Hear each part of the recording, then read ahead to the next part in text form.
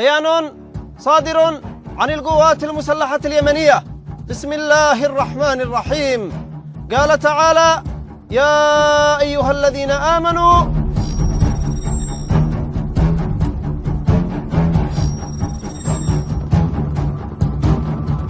เรสทีวีสื่อของอิหร่านรายงานว่ากองทัพเยเมนประกาศติดตั้งขีปนาวุธชนิดใหม่ซึ่งได้เข้าโจมตีเป้าหมายทางทหารที่อยู่ทางตอนใต้ของดินแดนที่ถูกยึดครองในปฏิบัติการครั้งใหม่พลจัตวายายาซารีโฆษกกองทัพเยเมนประกาศเมื่อวันจันทร์ว่าขีปนาวุธชนิดใหม่นี้คือมิสไซล์พิสัยไกลรุ่นปาเลสไตน์ซึ่งเขาอ้างว่าอาวุธชนิดนี้ได้ถูกยิงใส่สถานที่ทางทหารในเมือง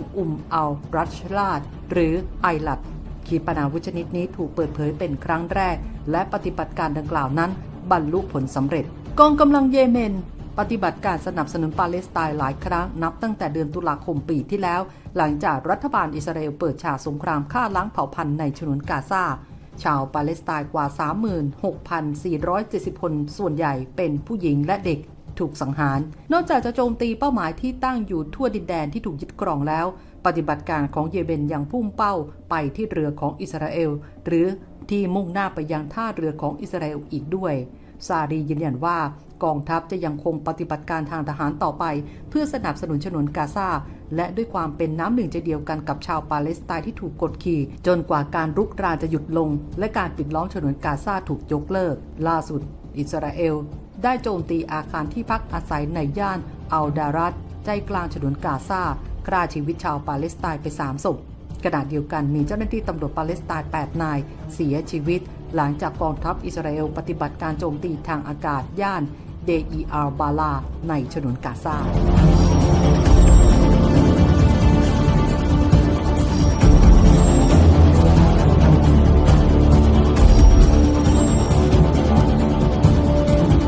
จอห์น เคอร์บี้โฆษกความมั่นคงแห่งชาติของทำเนียบขาวได้ให้สัมภาษณ์กับรายการ This Week ของสำนักข่าว ABC ในสหรัฐว่ารัฐบาลสหรัฐมั่นใจว่าอิสราเอลจะยอมรับข้อตกลงหยุดยิง3 ระยะในฉนวนกาซาหากกลุ่มฮามาสเห็นด้วยเพราะนี่เป็นข้อเสนอของอิสราเอลและสหรัฐก็หวังว่าทั้ง2 ฝ่ายจะตกลงเปิดตัวแผนระยะแรกโดยเร็วที่สุดซึ่งขณะนี้เป็นการรอคำตอบอย่างเป็นทางการจากกลุ่มฮามาส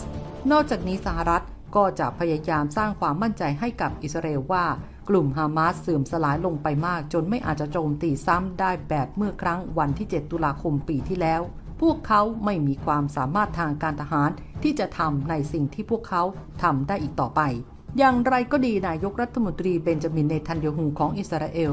กลับออกมากล่าวระหว่างการประชุมคณะรัฐมนตรีด้านความมั่นคงว่า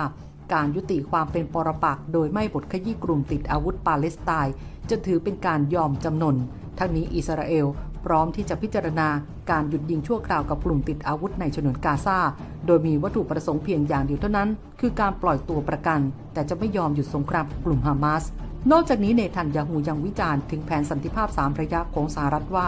อิสราเอลเพียงแต่ตกลงที่จะหารือเรื่องนี้เท่านั้นไม่ได้หมายถึงจะปฏิบัติตามโดยประธานาธิบดีโจไบเดนก็ไม่ได้มีการกล่าวถึงรายละเอียดที่สำคัญว่าในระยะที่2อิสราเอลไม่ได้เห็นด้วยที่จะยุติสงครามแต่เห็นด้วยเพียงเพื่อการหารือถึงการสิ้นสุดของสงครามเท่านั้นตนไม่พร้อมที่จะหยุดสงครามแม้ว่าไบเดนจะพูดอะไร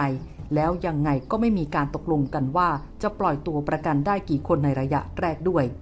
เราสามารถหยุดการต่อสู้ได้เป็นเวลา42 วันเพื่อนำตัวประกันกลับมาแต่เราไม่สามารถหยุดสงครามได้ชาวอิหร่านและศัตรูทั้งหมดของอิสราเอลกำลังมองมาที่เราและต้องการดูว่าเราจะยอมจำนนหรือไม่ข้อตกลงมีรายละเอียดมากมายและสงครามจะไม่สิ้นสุดหากเราไม่บรรลุวัตถุประสงค์ทั้งหมดของเรามาร่วมสนับสนุนท็อปนิวส์นำเสนอความจริงได้แล้ววันนี้เพียงกดปุ่ม Super Thanks แล้วเลือกจำนวนเงินตามที่ต้องการได้เลยครับขอบคุณครับ